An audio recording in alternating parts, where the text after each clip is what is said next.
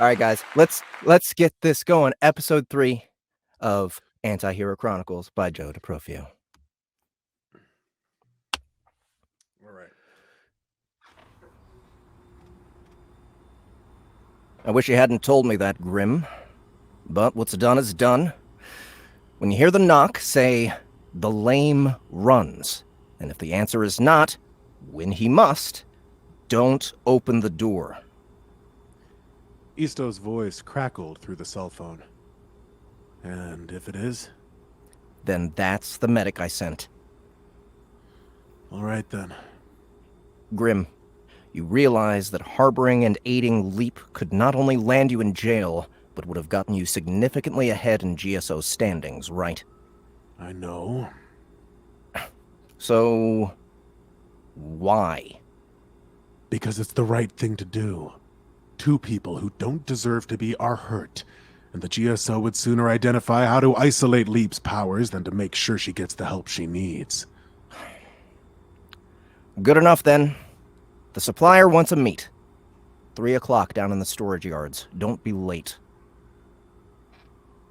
Isto disconnected the call before Sorley had the chance to reply. What does she want now? So, he came in through the window, broke Cody's arm, then his nose just because? The intended whispers between Kat and Audrey reached Sorley's ears as though he were sitting on the couch with them. I don't really know. I tried to call patrol, but Cody slapped my phone away and, well, you already know the rest. And you? What about me? You have a hole in you that isn't supposed to be there, Kat. Leap sat up quickly, as though she'd forgotten about the wound in her shoulder. She regretted the motion immediately and settled back down on the couch. Oh, right. Hired by Brandau. He shows up, I kick his ass, then I get shot. That's about it. Sorley blocked out the rest of the conversation and walked over to Cody, still out cold on the carpet. He dragged the unconscious mass over to the kitchen island and propped him up against it, regretful for a moment that he did not have some sort of cuffs to keep him restrained. But Sorley had his speed and reflexes and can put him out again if needed. He heard the hard soles of Leap's boots approaching across the laminate. Hey, Grim. Is that what they're calling you? Yeah, I guess.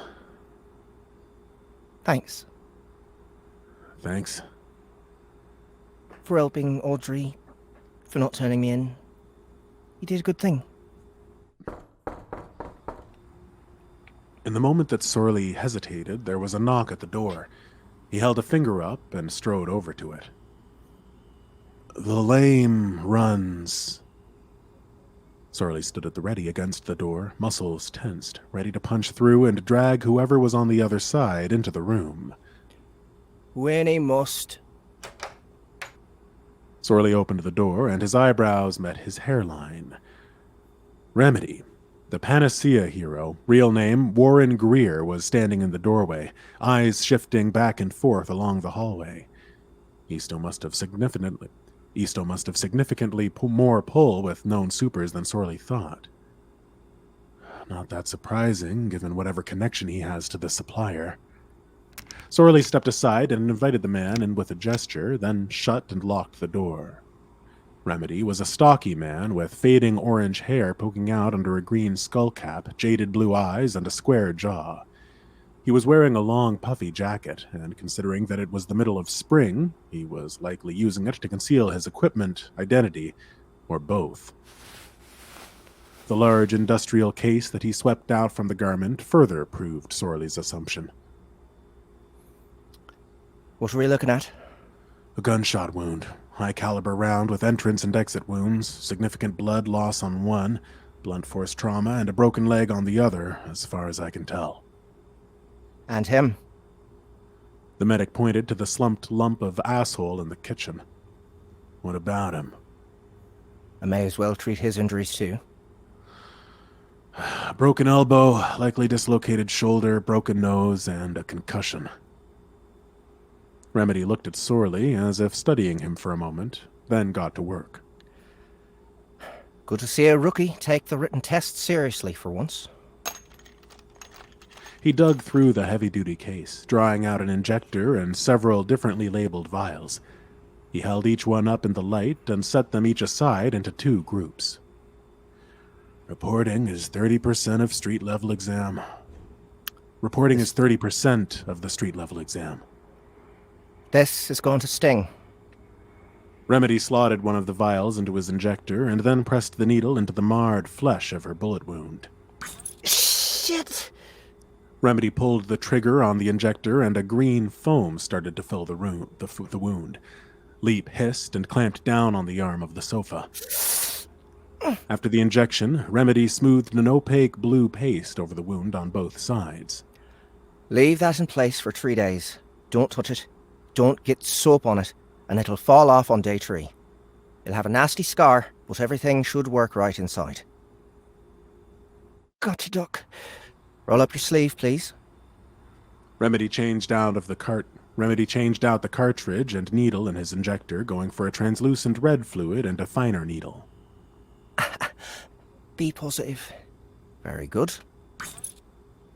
Remedy injected the red fluid on the inside of her exposed arm. Sorley noted the end of a quarter sleeve of tattoos before Remedy pulled the sleeve down.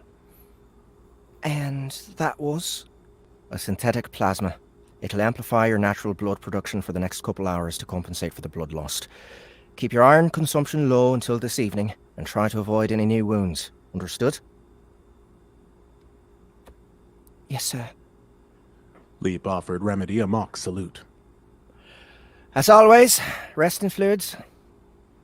Remedy ejected the canister and needle ahead along with the others left in his disposal container. He stood and walked to the other side of the sofa where Audrey sat.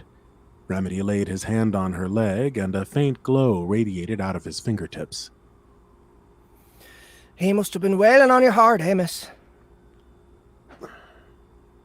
No, I mean, it was... Sorley's attention snapped back to the moment. I think the boot prints speak for themselves. I see. So, you swung in and stopped this? I did. That's good. The fracture isn't severe, and even after I treat it, you're going to need to be easy on your feet for a while. Is that something you can do? I think so. Remedy administered 2 injections and left a small canister of supplements with Audrey, then walked over to Cody. Grimraven, would you do me a favor and hold him still? Sure. Sorley strode over and gripped Cody firmly by the unbroken arm and lapel. I'm going to set the bone and splint it, then trank him, and we can let the patrol handle the rest. Sorley couldn't help but grin at that. Everyone treated, Remedy gone, and Cody taken into custody by patrol. It was time for Sorley to leave. Grim? Leap appeared in front of Sorley. He had to combat the instinct to assume a fighting stance.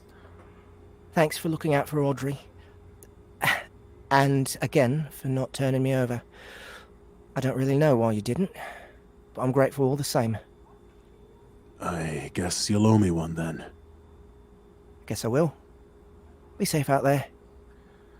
She rested her left hand on her shoulder for a moment before walking back to Audrey's side on the couch. Sorley nodded to Leap before launching himself out of the previously shattered window.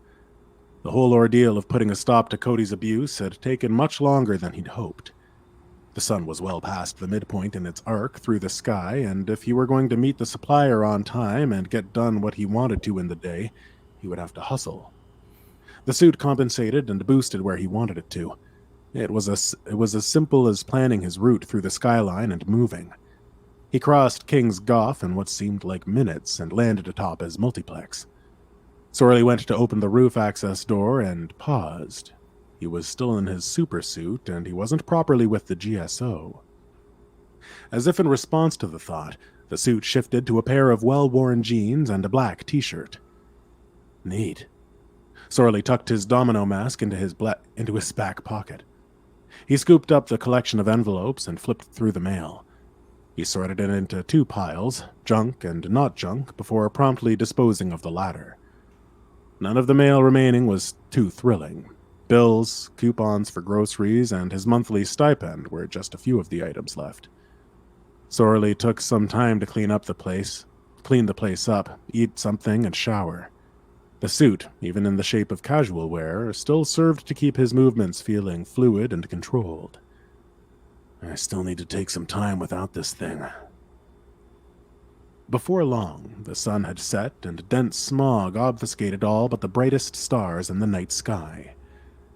Well, crime isn't gonna fight itself. He opened the window in the back of his apartment and slipped out into the fire escape, the suit shifting from casual to super in an instant as he scaled the metal scaffolding and myriad ladders. As he ascended toward the roof, the temperature started to drop.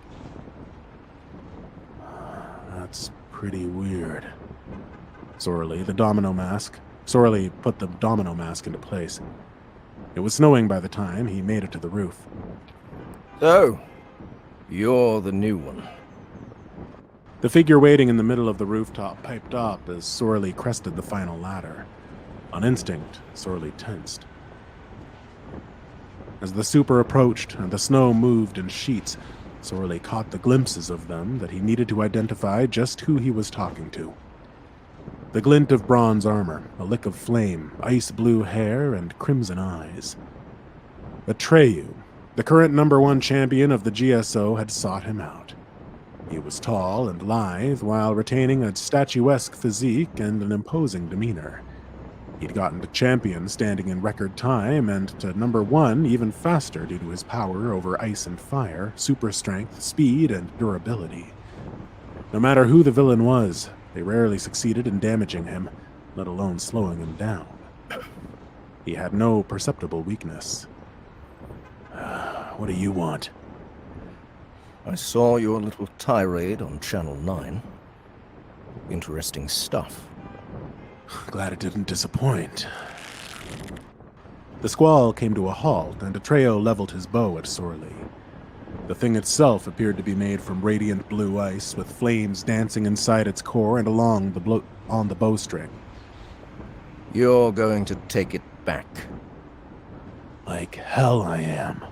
Don't make me do this. I'm not making you do anything. You're the one bringing violence into the equation. Seems to be the only language you understand. I'm well versed. The suit screamed in warning at Sorley. Stop compensating. Atreyu had clearly been doing some homework in the hours since the debut of Grimraven, would be able to track his movements easily, and would plug him full of holes. Sorley lurched to the left, his feet dragged through the sawtooth roof, leaving furrows along his path. The arrow whistled half a foot from where he landed. The sound of the bowstring drawing back and the creak of the bow thundered in his ears. He leaped at Atreyu, which the champion seemed to not expect. Atreyu also didn't expect that Sorley would slide directly into him instead of punching or kicking him. The pair tumbled over each other along the roof.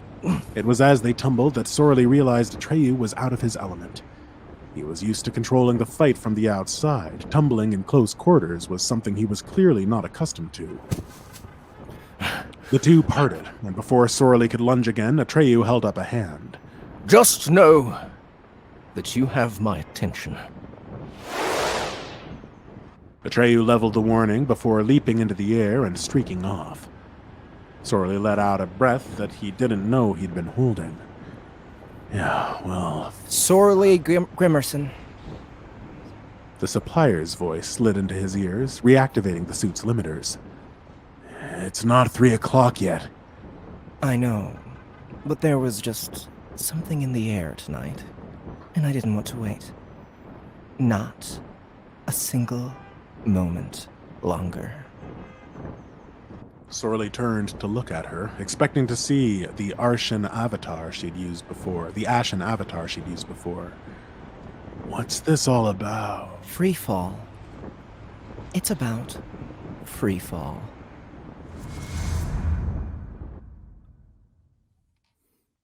Hey, all right. Hell yeah. There we have it. Antihero Chronicles, episode 3. Let's more bring him here. out here. Joe DeProf. I like Hello. I like the new supers that we're meeting. My favorite so Excellent. far has been Remedy in this Good. particular episode. Yeah, I just Very like good. the idea of like he just seems like kind of like you wrote him like a combat medic too. That's what I like. Yep. Yeah. Just Yeah. like, yeah, whatever. I like to do all my right. research, you know? Yeah. Yeah, absolutely. And you gave me the direction, basically kind of a Thor sound for Atreyu. And he seems like we just don't know really where he's coming from, right? Like we know Correct. what did it say? It said he reached champion. What was it?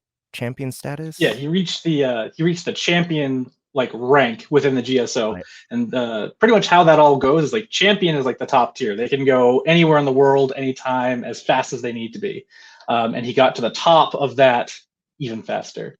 So he's pretty otherworldly in a couple of ways. Right.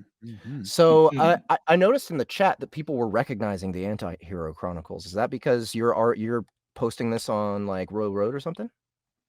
So I do. So part of my writing process for this, because script writing is something that's still pretty new to me in general, is I kind of write it out in like a novelized form, and then I put those chapters out, or those episodes out on Royal Road.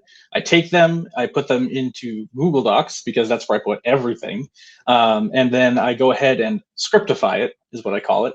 And that is what Ahmed and I go over to get all the sounds going and things like that before the show.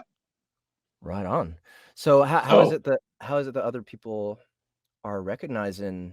Like they were like, oh wait, this is DeProfio?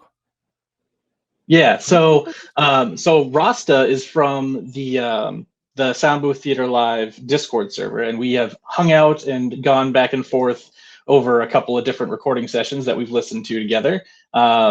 And then Red Jaws Thunders is my wife, and she's right over there. And then a couple other people here are people that I just make sure to remind to be like, hey, so you know that thing that I've been writing, like it's going on tonight. So if you wanted to watch, make sure you swing by. Here's the link to the channel. Awesome. It's part of how that works. Well, thanks for bringing all these people. They You seem to be enjoying the show as much as we are. Yes. Yep. They certainly are. Yeah. I'm looking forward to the next episode. So you do have a Royal Road, though. I do. It's just Joe DeProfio, actually. Really easy to find.